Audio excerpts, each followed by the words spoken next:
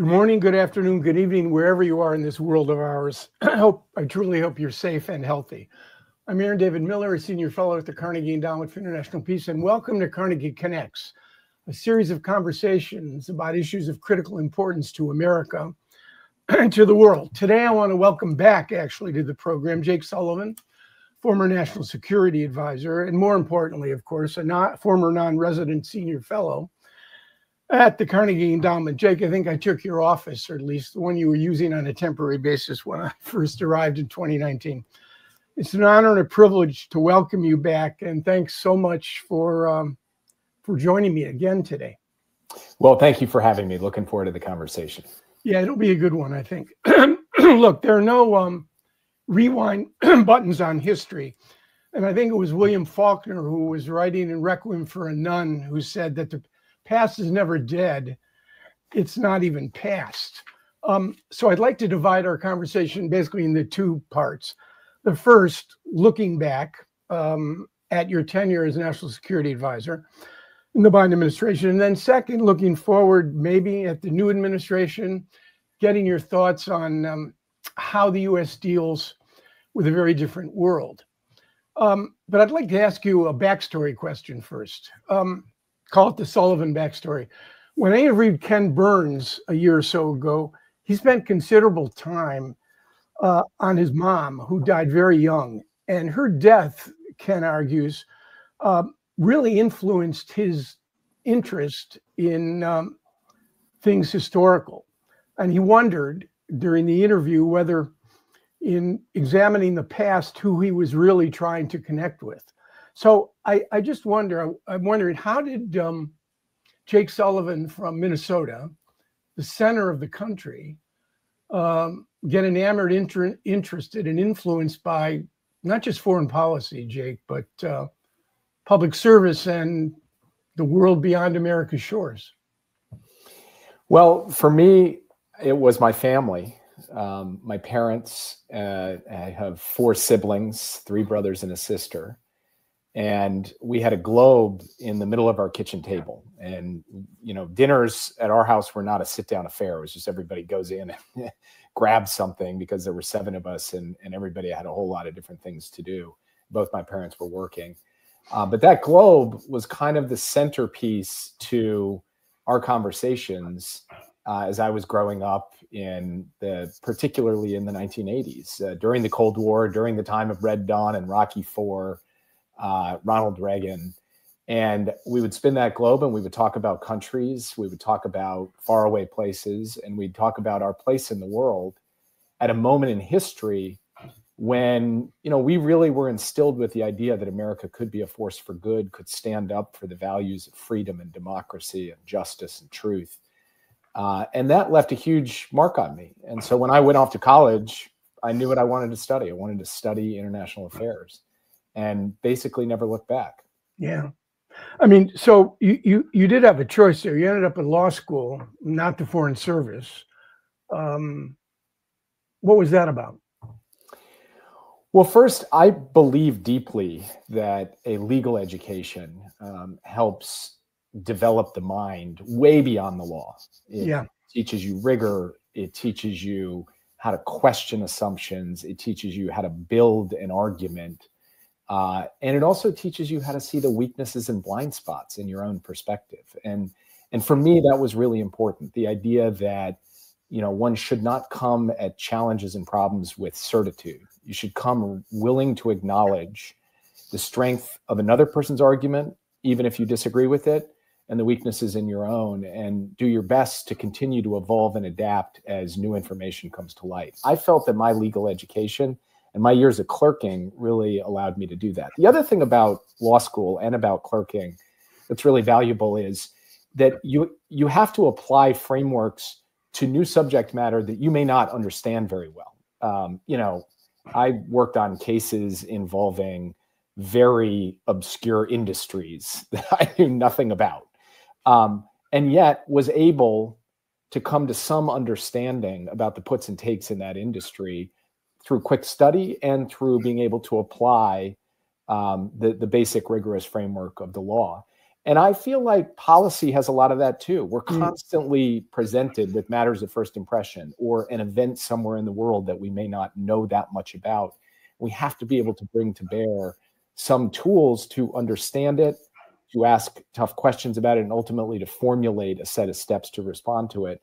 And I think a legal education also helps in that regard as well. Yeah, I'm particularly struck by your notion of looking in the mirror, taking responsibility and examining your own argument. I mean, critically important, I would argue, for a successful foreign policy and the advancement of American national interests. So let me move on with before we get to the issues, Ukraine, China, Israel, Gaza, and then what you make of what you've seen over the last 6 weeks, 8 weeks in Washington.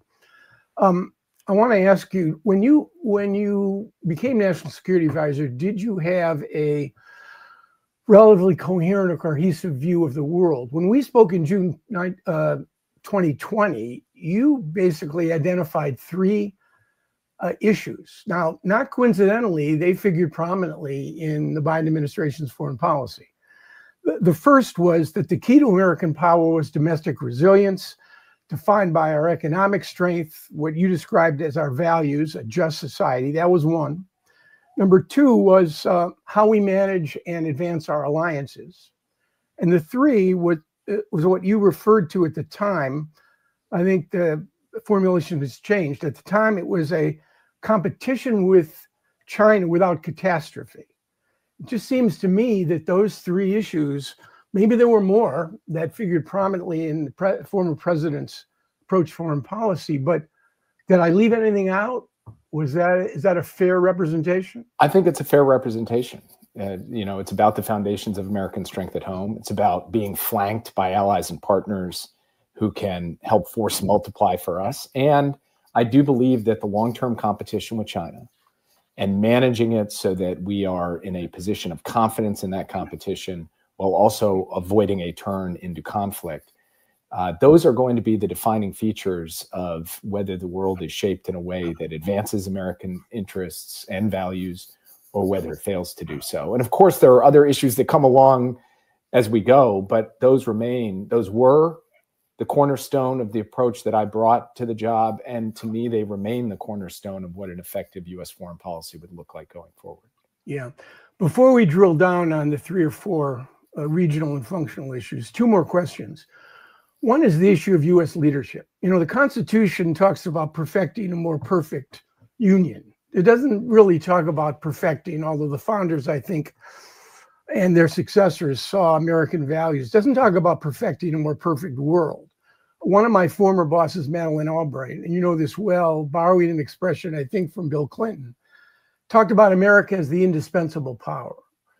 Indispensability defined as without life, there is no water. So it is something so important that you cannot do without it. And that notion that we are indispensable, what's your view on that notion of indispensability? Well, I wrote a piece in The Atlantic a few years ago where I took on this idea of indispensability. I understand what Secretary Albright was driving at. The idea that basically if America is not playing a critical role, if we're not in the room, if we're not mobilizing action to solve big challenges, either no one else will or someone else will who has a much darker or different vision for what the world should look like. And so I think at the core that makes sense. But what bothers me about the phrase indispensable is you're indispensable to someone else, not to yourself. It's an idea basically about delivering for others. And I believe that the core proposition of American foreign policy should fundamentally be about making lives better, safer, and easier, first and foremost, for the American people. Yeah. Now, I also believe in enlightened self-interest, which was a concept that Tocqueville talked about when he came and visited America. I think it's quintessentially an American idea, a positive-sum mindset that says, yes, we look out for the American national interest, but there's nothing inconsistent between that and looking out for a larger common interest, because the two can reinforce one another. We can do better and others can do better. Right. And that positive sum notion, I think, should lie at the heart of American foreign policy. And it is the exact opposite of the way the current president is approaching things, which is totally zero sum. If someone else is gaining, we're losing. We should gain at the expense of other people, as opposed to we all do better when we all do better. So this to me is a really sharp distinction between the way the current president approaches things and the way I think the best of America, both Democrats and Republicans, have approached things. Yeah, it's definitely a win-lose proposition for him. I just would note that de Gaulle quipped that the cemeteries of France were filled with indispensable people. So the reality is we have to find the balance of doing too much on one hand and not doing enough on the other. And that's very difficult in the sort of multipolar world that we now face. So again, on the issue of leadership, leadership is irrelevant without followers. And I use the term, someone said that a leader without followers is just a guy or a girl out for a walk.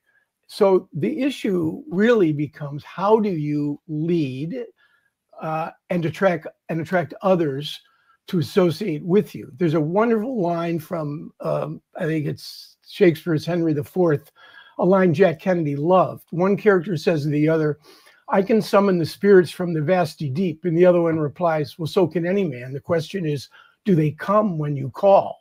So the question here is, in this multipolar world, with a global South, with American credibility and values up for grabs, with our own domestic house in a fair amount of turmoil, Democratic backsliding, how do you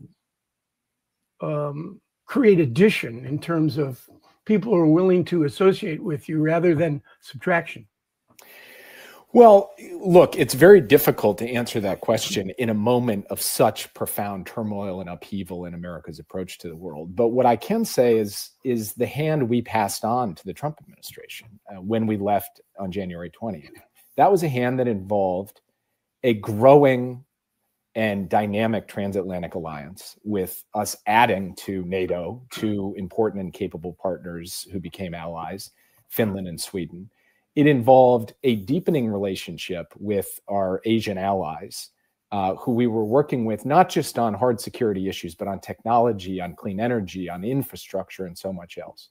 It involved a deepening relationship with India, the world's largest democracy, if an imperfect democracy. It involved new relationships with countries like Vietnam and Angola in Southeast Asia and in Africa.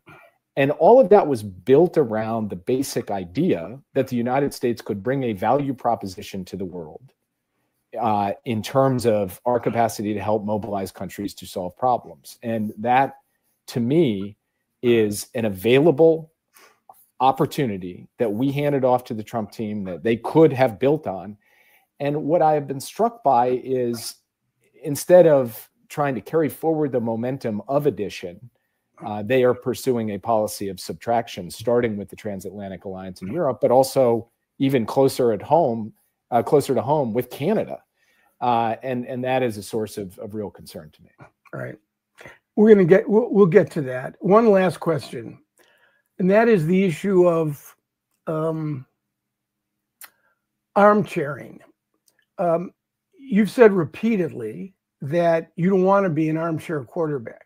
And the basic reason is that you understand profoundly, frankly, I'd add my own voice to this, as do I, how unbelievably difficult it is to get anything done in government.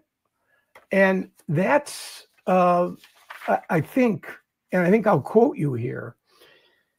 You say, when facing a given hard policy decision, when you have imperfect people with imperfect information, dealing with imperfect choices in almost every context, I hear Niebuhr speaking here, you're going to get and come up with imperfect results.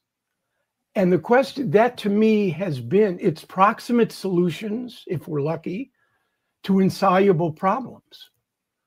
So how do you're looking now at the new administration from outside, and you have a set of core beliefs and values. Would you still apply the same sort of standard and forbearance to this administration Imperfect people, imperfect choices, imperfect information, leading to imperfect results? I think that is a fantastic question. And I'll just be honest with you, Aaron, it's something I'm grappling with right now. Because obviously there's a difference between, people struggling with difficult circumstances and doing their best on the one hand, and on the other hand, engaging in wildly destructive behavior that, is at odds with my view of the national interest and our core national character. So I can't treat those two things alike on the one hand. On the other hand, it has been less than 8 weeks since I walked out of the White House for the last time. And so, yes, I am a little bit tentative about springing right in there and opining in decisive and definitive ways, because I think there is a notion that somebody who's just left a job, having been subjected to armchair quarterbacks for 4 years, should give a new team the opportunity, to pursue their policies and to, be careful about when to come in with very sharp critiques. Right. So the way I am now thinking about balancing that is just to try to explain what I think is right, and therefore what the concerns I have about the current administration's approach are, without getting into scorecards or, fiery rhetoric or other things like that.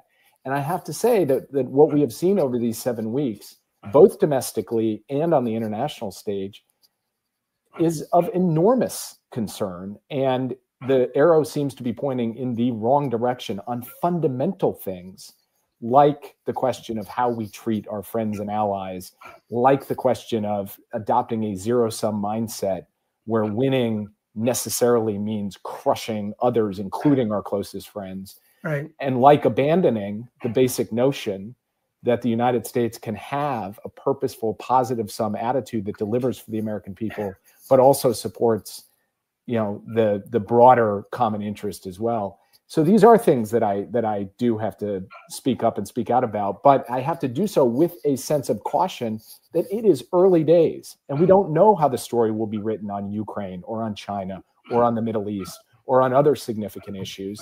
And so speaking with some degree of caution and humility, I think, is extremely important. And, I think your forbearance is greatly appreciated when it comes to foreign policy. I'm not entirely persuaded that it is deserved when it comes to what's happening here. We'll talk about the future of the American Republic, but I think, the founders talked about virtue, Jake. They talked about virtue in the presidency and virtue generally, virtue tethered to a broader conception of the national interest, of the common good, the community as a whole. And when you have a president who cannot turn the M and me upside down, so it becomes a W and we, you have a major problem, which is going to be played out not only in our domestic politics, we're watching it every day, but in our foreign policy. Okay, so it's good transition in terms of imperfect, to say the least, results. 3 issues. Let's first talk about Afghanistan. You have said it's your biggest regret, not the strategic decision to withdraw, but the chaos and the seeming incompetence and humiliating position in which the United States was placed as a consequence of the process of that withdrawal. Any thoughts on how that could have been preempted and or avoided? I mean, not great intelligence, too quick to leave, poor planning. What happened?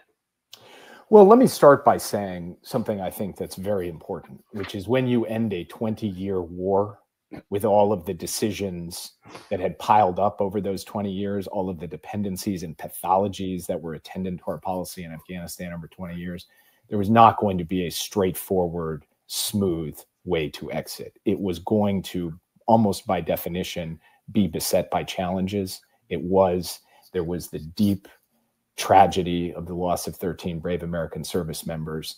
And I'm not saying that to, say, oh, there's nothing we could have done better. I will come to what I think we could have done better. But I do think it is really important for people to recognize that when you are faced with the question of continuing a war or ending a war is going to have a certain amount of challenge associated with it, and it did. That's point one. Point two, which I also think is really important, is many of the things people said at the time about that withdrawal with great confidence did not come to pass. They said it would crater our alliances and our standing with our friends in the world. Our alliances, I think, were at historic highs when we passed things off to the Trump administration, both in Europe and in Asia. They said we would leave American citizens behind. To my knowledge, we did not leave behind American citizens in Afghanistan. Anyone who wanted to leave, we availed themselves of an opportunity to leave. They said we wouldn't get Afghan allies out, the people who had worked with us. We have gotten more than 100,000 Afghan allies out to the United States, far beyond what anyone would have anticipated at the time. And critically, on the strategic decision, it is a good thing that we are not entering the 25th year of war in Afghanistan today. So the biggest thing that I think we could have done differently is that in the days leading up to the final withdrawal, we very much deferred to the Afghan government, who did not want us to be creating panic or a sense of imminent collapse. And we were deferential to that. And that was a lesson that, in fact, we should not do that. We should have moved earlier to indicate that we were going to have an evacuation and that we were concerned about deteriorating conditions in Afghanistan. We were trying to avoid the very thing that came to pass, which was a rapid collapse. So that was based on the best information we had at the time.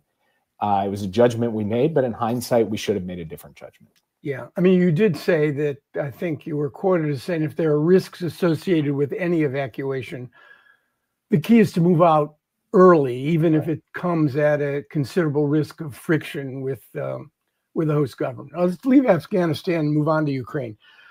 Look, you know, again, with all due respect to the Bard, I think you summoned the spirits from the vasty deep, and people actually came.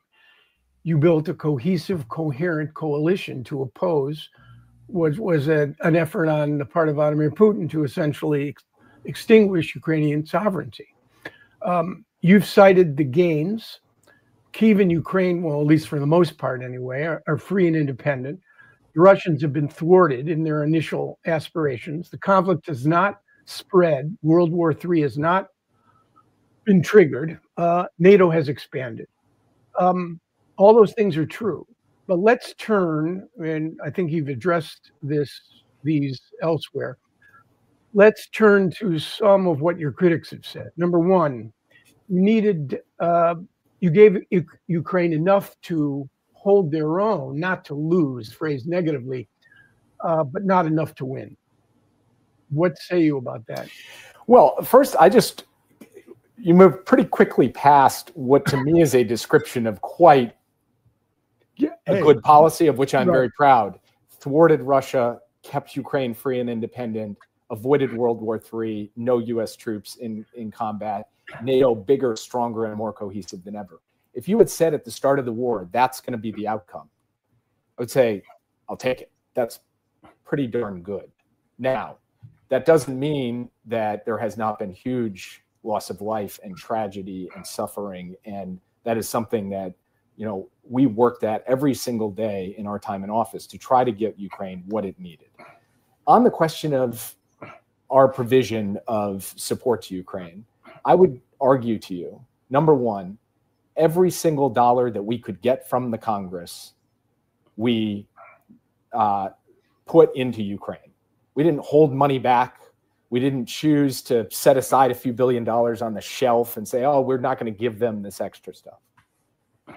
So we took every single dollar appropriated and turned it over to Ukraine in the form of weapons and other support so that they could fight this. Also, we helped them build a significant force for a massive counteroffensive in 2023. That counteroffensive did not succeed. It didn't succeed not because the US didn't give them enough equipment, but because defense in this war has proved much more formidable than offense in this war. And that's just a factor that the Russians have had to contend with, and it's a factor the Ukrainians have had to contend with.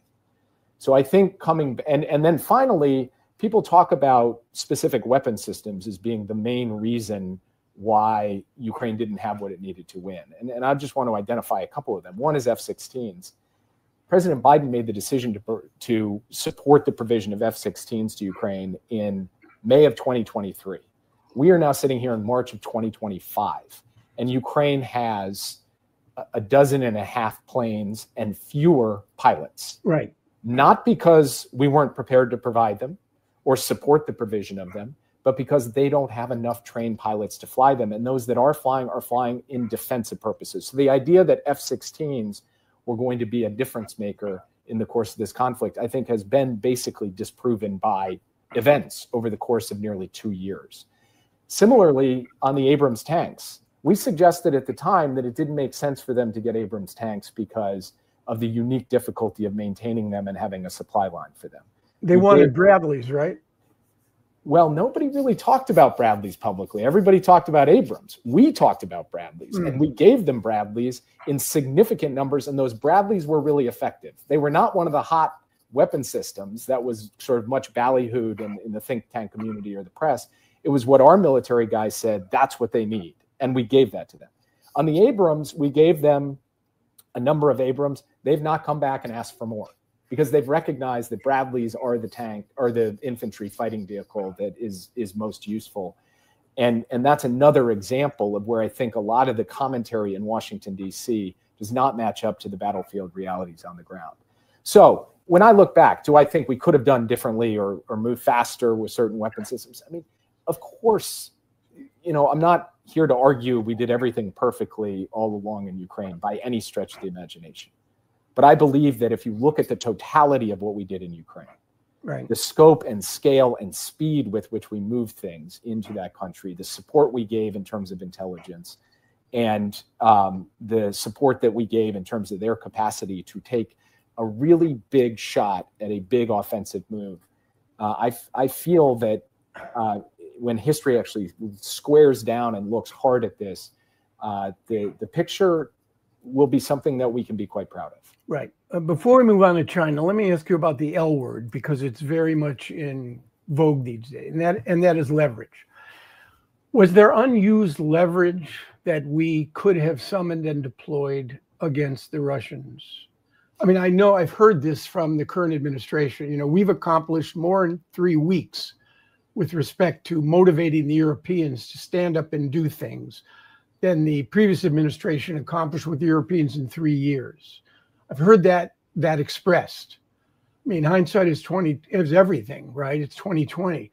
But on leverage with Russia and with the Europeans, could we have done more? Could the Biden administration, could America have done more? Well, the answer to that question, I think, almost always is yes. We can always try to do more. But wouldn't have been? Just 2 points that I think are important to set the record straight. One, on the Europeans. They stepped up big on Ukraine, provided a massive amount of both capability and resources to Ukraine. They burden shared, and that was a result, in my view, of President Biden's leadership and the coalition he pulled together. And it was something that I think was unexpected and that was delivered. Two, when we took office after 4 years of the Trump administration, there were 9 allies who had reached 2% of GDP. When we left office, it was 23. So I'm not sure what this 3 weeks versus 3 years case is built on, to be honest with you. But we had countries, including a country like Germany, stepping up and finally hitting a 2% mark and taking a fundamentally different approach to their concept of defense contributions than they did before. So, you know, I don't see that. Now, on the Russians, I think the piece of leverage that we came to right near the end of the administration was oil sanctions. Yeah. And we didn't impose them earlier. And a lot of people called for us to do so, understandably, because it's a huge source of revenue for Russia and would have put more of a squeeze on them economically than the squeeze we put on. Why didn't we do so? We didn't do so because these are the kinds of hard choices you have to make if you're sitting in the room to take millions of barrels of Russian oil off the market would have driven up, especially in a supply constrained environment we were facing in 22 and 23, would have driven up the price of gas for middle-class families, working people in the United States, to a point where, in our view, it would have imperiled our ability to sustain support for Ukraine over the long term. Now, when that supply environment changed, when the overall price of oil came down, we were in a position to then be able to impose oil sanctions on Russia. And that was a trade-off we had to make. Others may have made a different trade-off, but that is why it is that we chose the course that we did. And looking back, I think I would make the same choice. But I get why some people would say, hey, you should have moved earlier on oil sanctions. Yeah. Yeah. I mean, and the hundreds of millions of dollars in Russian frozen assets, that's a more complicated issue. And it wasn't totally within our control, to be sure, to deploy those assets. Mostly they were in European and other nationals banks. Okay, let's move on to China. One basic question, and then you can answer with specifics. Do you think you got China right? Getting China right seems to me to be very, very difficult. U.S. policy seems to have toggled between looking at China as Satan's finger on earth, a country that wants to rule and take over the world on one hand. Well, no, but we can domesticate China on the other. We can make it a responsible player in the international system. What's the middle ground? Is it a Chinese version of the illiberal international order, where the Chinese want to rewrite the rules in a way that are more favorable to them? So what is your conception now, having worked on this issue for 4 years? And how would you judge Biden administration policy on China 4 years on? Look, when we came in, I had basically three strategic premises for how we would approach the question of China. One, China is the only country in the world, and frankly in modern history, with the totality of attributes to challenge the United States economically, technologically, diplomatically, militarily, to try to displace the United States as the world's leading power, and the ambition to do so. One. Two, we are in a decisive decade in that competition to ensure that that does not happen. And three, no matter how this competition plays out, we are going to have to live alongside China as major powers in the world because they're not going anywhere. So those are the three strategic premises that we came with. And so we said, what, on the basis of those, should our policy be? Compete like hell while managing competition so that it doesn't tip over into conflict. And that means intense competition has to be paired with intense diplomacy. And that's what we did. And where did we leave things when we handed off to the Trump administration? When we came into office, the conventional wisdom was that China was going to surpass the United States economically by the end of this decade. Now the conventional wisdom is they may never surpass the United States. Right. The conventional wisdom was China's going to dominate AI. Now America's in the lead. China is competing vigorously, but I believe the U.S. has the best hand to be able to shape the future of artificial intelligence in a way where it works for us rather than against us. And finally, we were able to take these strong competitive actions with our allies and partners, improving our overall strategic position in that competition without creating an inexorable downward spiral into conflict. Yeah. So from my perspective, I think the approach that we took to China and the position we have put the United States in 2025 is, looking back to where we were in 2021. I feel very good about our policy on China, which is part of a larger policy on Asia, which is part of a larger global strategy. Right. A quick word on Taiwan before we move on to Israel, Gaza, and then the Trump administration. The balance between effective deterrence on one hand and not giving the Chinese pretexts, justification, or fears that somehow we're eroding the, quote, status quo. How do you maintain a balance going forward to avoid what you have argued and said war is not inevitable with China, nor is a forced military takeover by China of Taiwan? Look, it starts with a strong foundation of deterrence. And deterrence, to me, has three elements to it. The first is that the U.S. military be postured in a way to have a credible deterrent in the Indo-Pacific. And we worked on that with our allies and partners, with Japan, Korea, the Philippines, Australia, and others. The second is supplying Taiwan with the self-defense articles they need to enhance their own capacity to defend the island. And, we did a lot of work over the course of the Biden administration on that front. And then the third is to indicate to the PRC that a war would also bring economic catastrophe for China. And that means working on a set of economic countermeasures and showing that we would be prepared to use them alongside friends. And so deterrence is really important. At the same time, it was important for us to indicate some basic principles. Number one, our one China policy has not changed. We are for the maintenance of peace and stability across the Taiwan Strait and opposed to unilateral changes to the status quo from either side. And as President Biden said quite explicitly and several times, we do not support Taiwan independence. So you put together very strong deterrence with clear indications publicly and privately of a policy of maintaining peace and stability and opposing unilateral changes to the status quo. And that, I think, is how you can keep a policy going that is a little weird. The whole one China policy is strange. It's got all kinds of internal contradictions, but it works. It has worked for decades to keep the peace, and it can continue to keep the peace if we stay focused on the twin pieces of deterrence and diplomacy. Right. Okay, let's move to Israel, Gaza. This is a complicated issue. We don't have a lot of time to talk about it.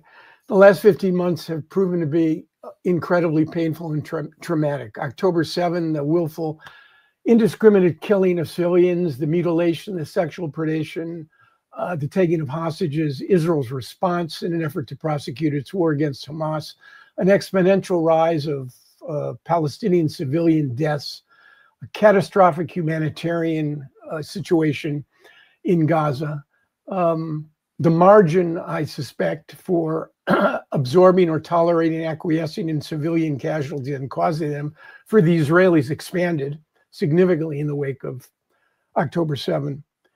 Hamas embeds its assets in and around and below civilian structures and populations. You've said that, and it was clear, the president made a strategic decision in the beginning. He was going to support Israel. Emotionally, politically, it was Joe Biden. It's an example of how a president brings certain sensibilities and prejudgments to the Oval, which shape policy. You've said, though, that you will be constantly reflecting on whether there were particular decisions, or quote, particular decisions that you could have taken differently. And that process of reflection will continue.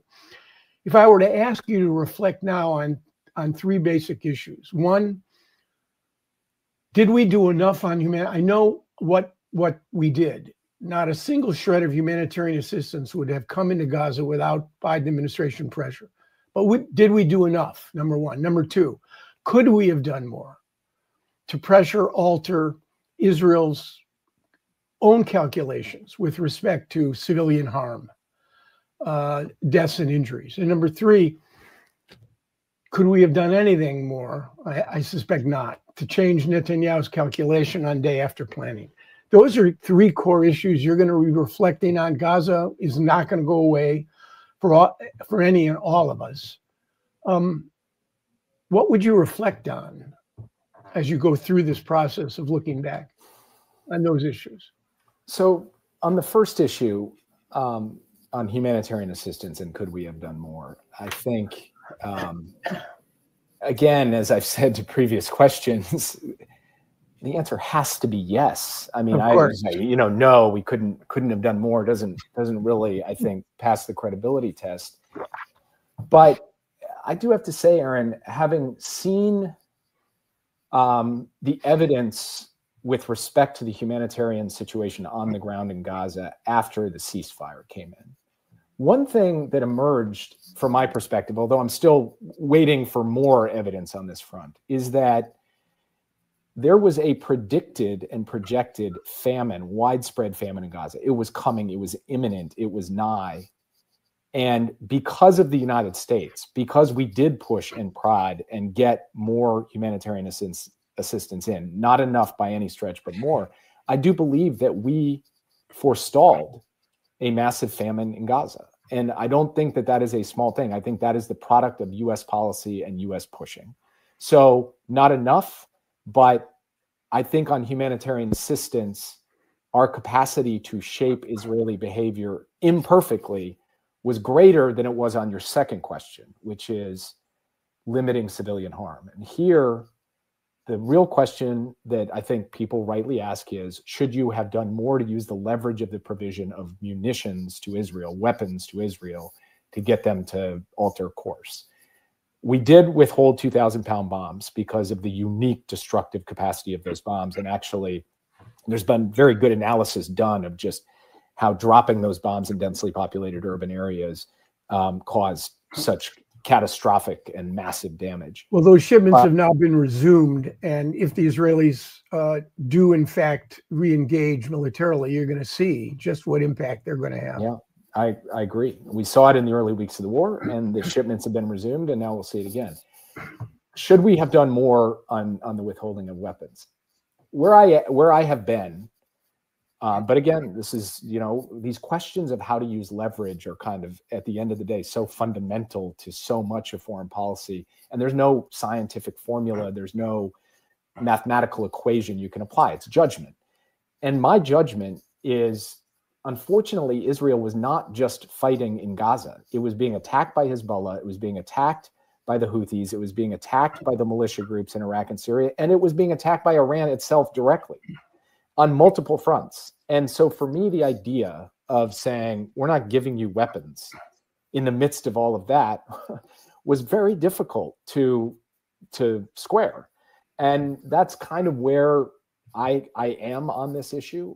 It is difficult when a country, a friend, is at war, is under fire in so many ways from so many fronts, and then say, you know what we're going to do? We're going to squeeze you by cutting off your supply of the very things you need, to be able to prosecute a military campaign against all of these different fronts. So I think that's where I am. And then finally, on the day after planning, I mean, you have forgotten more about this than I know, about the challenge of a comprehensive or longer term lasting solution here, and how difficult it has been to get there over decades, and how much harder it is today for a variety of reasons.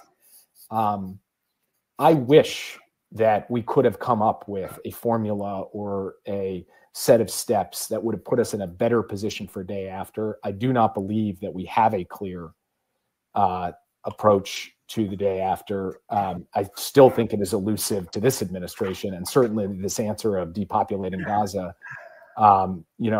is not, from my point of view, a moral or wise thing to do. But I don't, that to me is more a regret of not having developed an effective strategy than it is, squeezing Netanyahu more. I think we were not able to put the puzzle pieces together on that. That has been elusive across multiple administrations. I think it remains elusive under this one. I mean, I think that point is well taken. The reality is, Jake, we've rarely used leverage on, forget the Israelis, where there's a clear domestic political cost.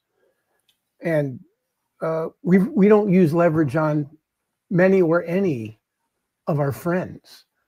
And I think that is again, you're watching something over the last 6 weeks, which is quite remarkable in that regard. I would argue it's ineffective and undermines our partners and our friends. Finally, we're really out of time, but I do want to get your sense of the challenges facing this republic domestically. You have nothing short of an assault on the very essence of liberal democratic government, liberal in the generic sense of the word, respect for rule of law, constitutionalism, the respect for individual rights. This is everything. Everything that is being done is fundamentally, I won't invoke your name, I'll invoke mine, runs against everything that I have tried to do, what previous administrations, Republican and Democrat, have tried to do. How are you processing all of this? And you are now going to go to the Kennedy School, the inaugural, you'll be a professor of practice, honor of the late Henry Kissinger. You're going to have an opportunity, and people will listen. They're not going to hit the delete button to what you have to say, both on domestic and foreign policy issues. How are you processing this now? You know, I have to say that I have grave concern on the foreign policy front. But as I said, a lot is yet to be written. And so there's a lot more to try to understand about where this is all going. When it comes to the effort to degrade America's democracy and the major institutions of that democracy, which I believe is an effort underway, that is not grave concern. That is a 5-alarm fire. And we all have to speak up and stand and be counted to say whether it's to do with the press or to do with the Congress and, you know, the spending of duly appropriated money, or the effort to chill law firms and litigation, or so many other examples that we've seen in just a few weeks. This is just an absolutely existential moment from my perspective for the United States not to end up going down a dark path. And I have to say that, and everybody has to say that. Now, what exactly is the end of this project? How should we characterize it? What are its attributes going to be 6 months from now, as opposed to, you know, just over the course of the first 6 weeks? I also think we have to continue to watch, adapt, understand, and, you know, be prepared to you know, make adjustments to our understanding of what's happening, because, you know, again, this has been such a short time so far. But yeah, I mean, I don't know exactly in what way I or others should be using our voice in this moment, but I do know and have conviction that we have to do so. Yeah. Particularly on these issues of the assault on the kind of foundations of our constitutional republic.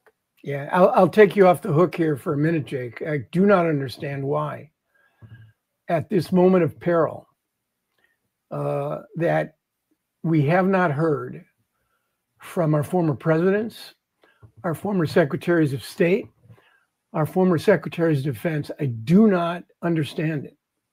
And maybe there's an explanation, but I know that you'll carry the ball for sure. And I know you will try to look back honestly, with clarity and integrity on the 4 years you spent in the Biden administration. And I hope at some point you'll come back as the Kissinger Professor of Practice at the Harvard Kennedy School, again on Carnegie Connects. Jake Sullivan, thanks for your honesty and your clarity. It means a lot. Thank you, Aaron. I really appreciated the opportunity, and I look forward to doing it again at some point. For sure. Take care. Take care.